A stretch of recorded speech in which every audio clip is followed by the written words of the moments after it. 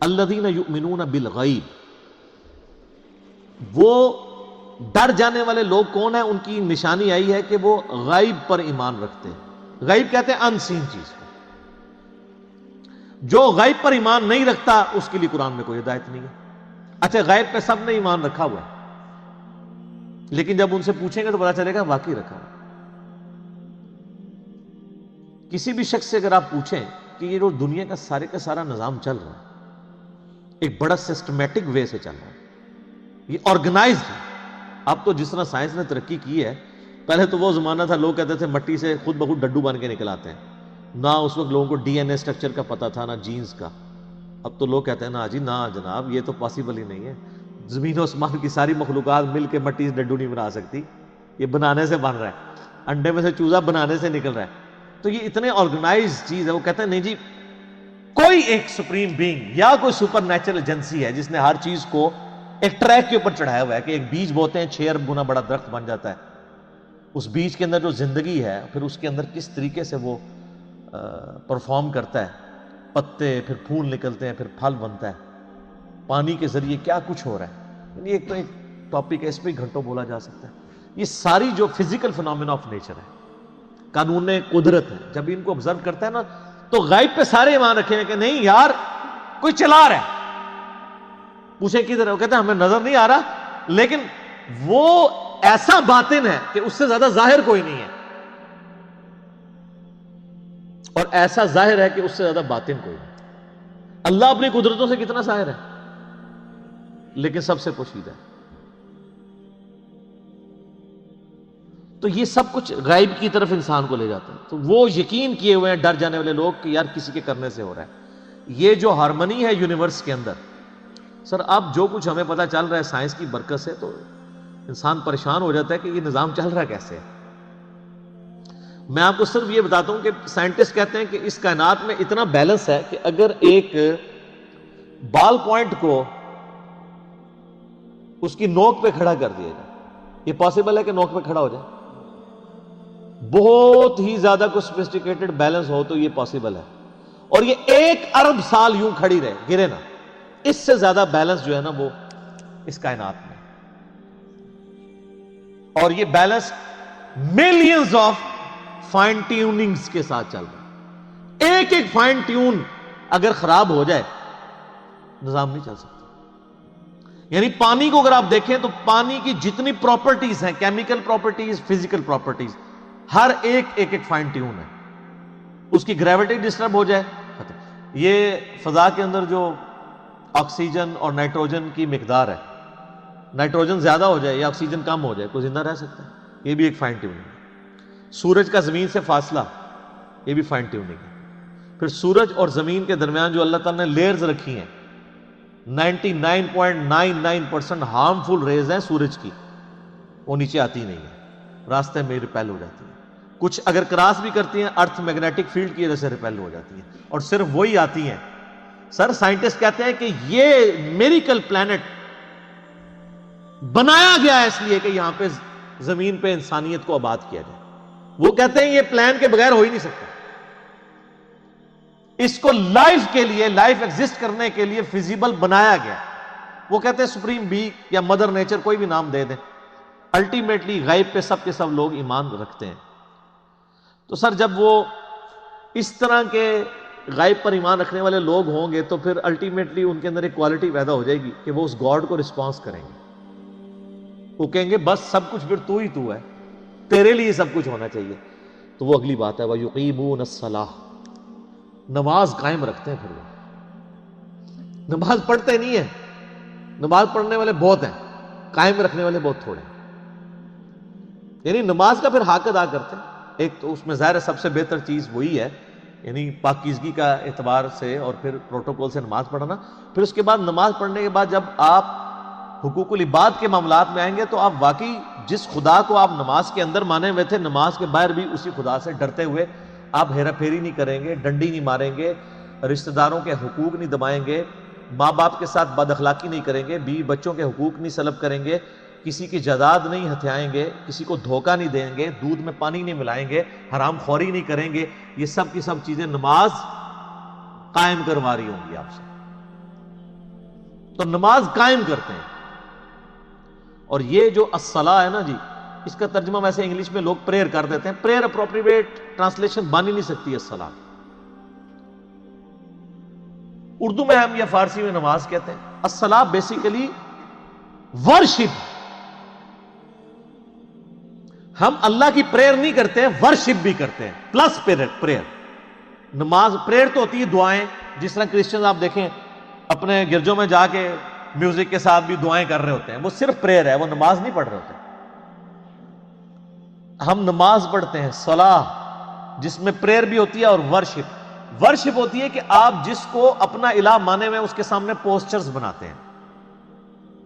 تو ہم اپنے خدا کے سامنے پوسچرز بناتے ہیں نا، قیام کی حالت میں کھڑے ہوتے ہیں، اس طرح بھی پوسچر بناتے ہیں، ایسے بھی پوسچر بناتے ہیں، چاہے وہ ربنا لک الحمد کے بعد بنا لیں یا قیام میں بنا لیں. پوسچر یہ بھی ایک بناتے ہیں، ارسال الیدین والا.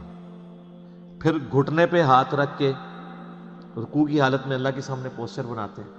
پھر الٹیمیٹلی اپنا ماتھا زمین پہ رکھ کے پوسچر بناتے ہیں. پھر بیٹھ کے پوسچر بناتے ہیں. یہ سارے کے سارے جو پوسچرز ہیں ہماری ادائیں ہیں. اور پھر ہر ادا کے اندر ہم اذکار بھی کر رہے ہوتے ہیں، پریئرز بھی کر رہے ہوتے ہیں. تو پریئر پلس پوسچرز یہ مل کے ورشپ اور عبادت اور صلاح بنتی ہے. وَمِمَّا رَزَقْنَاهُمْ يُنْفِقُونَ، اور وہ خرچ کرتے ہیں اس رزق میں سے جو ہم نے ہی ان کو دیا تھا. کیا بات ہے! ساتھ ہی کہہ دیا کہ اگر کر رہے ہو تو کسی کو اکڑ نہ آ جائے، دیا بھی ہمارا ہوا. اور اس میں یہ چیز بھی امپلائڈ ہے کہ جو شخص گاڈ کانشیسنس رکھے گا، تقوی رکھتا ہوگا نا، وہ جیب ضرور ڈھیلی کرے گا. انسان جیب وہیں ڈھیلی کرتا ہے، پیسہ وہیں پہ خرچ کرتا ہے جہاں اس کا کوئی مفاد ہو. اب جس کا یہ یقین ہی نہیں ہے کہ اللہ تعالیٰ نے مجھے یہ مال خرچ کیا ہوا واپس لوٹانا ہے 700 گنا یا اس سے بھی بڑھ کے قیامت والے دن، وہ تو نہیں جیب ڈھیلی کرے گا. تو قرآن میں آیا کہ اپنے دیے ہوئے مال میں سے جو اللہ نے تمہیں دیا ہے خرچ کرو. لیکن ہم لوگ لوگوں کے دیے ہوئے مال میں سے خرچ نہیں کرتے، اپنے اوپر لگاتے ہیں. یہ کچھ ہو رہا ہے. کتنے لوگ ہیں؟ ایک امام مسجد صاحب تھے، ان کا فون آیا ایک دفعہ اکیڈمی میں، کئی سال پہلے کی بات. کہتے ہیں جی اس آیت نے میری زندگی بدلی ہے. کہتے ہیں میں نے جب قرآن ترجمے سے پڑھنا شروع کیا نا، تو میں جب اس آیت پہ پہنچا تو ادھر ہی میں رک گیا. میں نے کہا میں تو لوگوں کے دیے ہوئے مال کو اپنے اوپر خرچ کر رہا ہوں. تو قرآن تو کہتا ہے کہ وہ ہمارے دیے ہوئے مال میں سے اللہ کی راہ میں خرچ کرتا ہے. کہتے ہیں اس دن میں نے طے کیا کہ میں نے کوئی تنخواہ نہیں لینی، فی سبیل اللہ نمازیں اور قرآن لوگوں کو پڑھانا ہے. اور جو میرے اپنا کوئی میں نے سورس آف انکم مینیج کیا، میں اس میں سے نکال کے اللہ کی راہ میں. یہاں آپ دیکھ لیں علماء کتنی لگژریس لائف انجوائے کر رہے ہیں.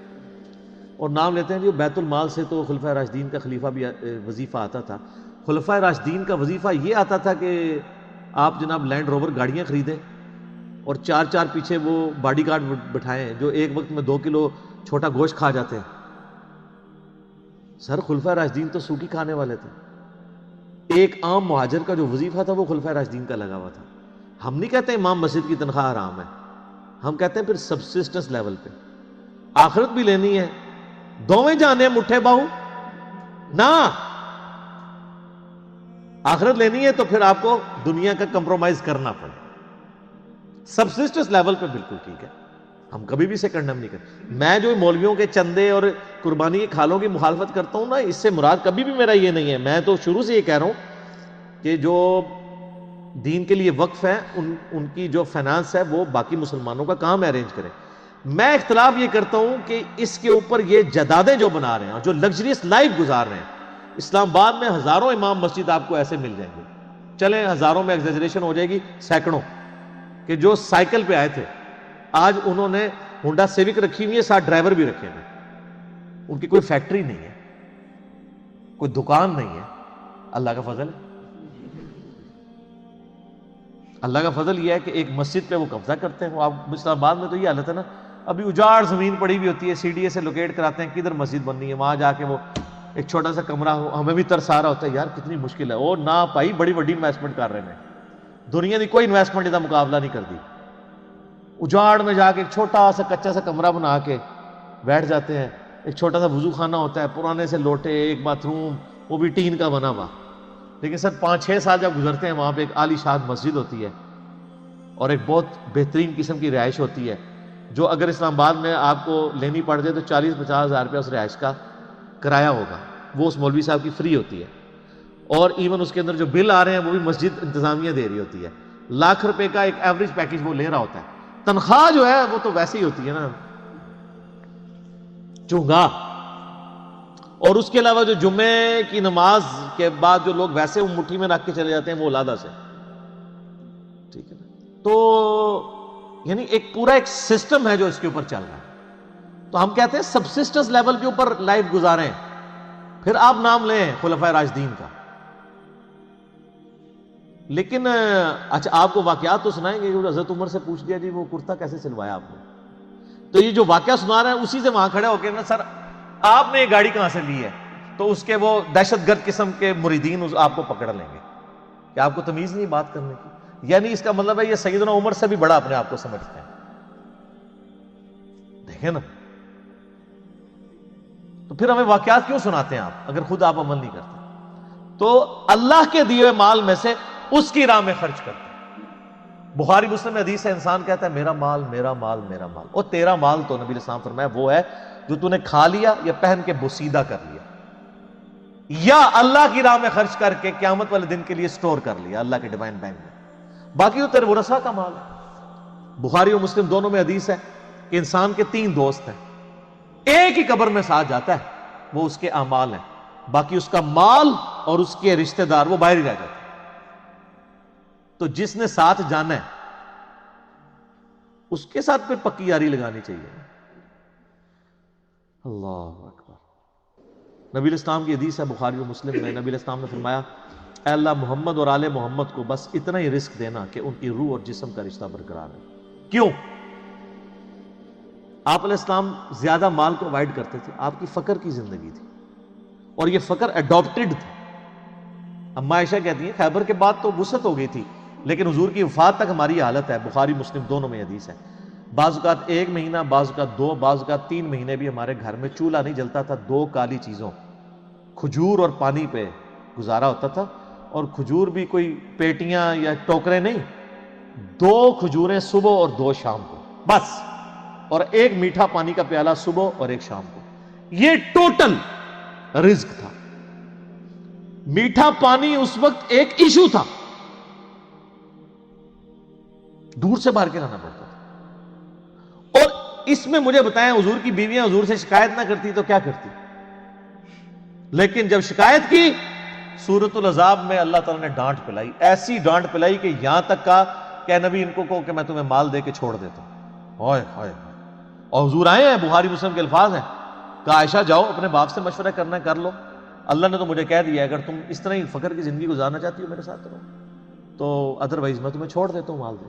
انہوں نے کہا میں اللہ اس کا رسول اور آخرت کو چاہتی ہوں۔ وہ قرآن میں یہ آیا تھا اگر تم اللہ اس کے رسول اور آخرت کو چاہتی ہو تو پھر اسی طریقے سے نبی کے ساتھ گزارا کرو۔ تو آپ کی بیویاں اگر آپ کے ساتھ غصہ کھائیں نا تو صبر کیا۔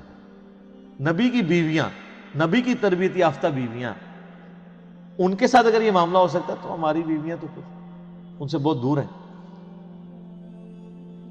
تو یہ فقر کی زندگی نبی علیہ السلام کی اسی لیے اڈاپٹ ہے۔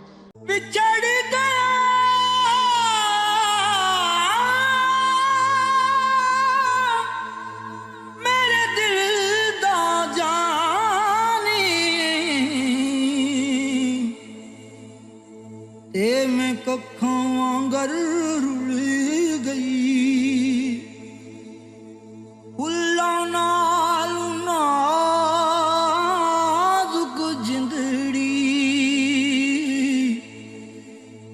میری وچ کنڈیاں دے رل گئی، کم سجنا دے مار مکایا،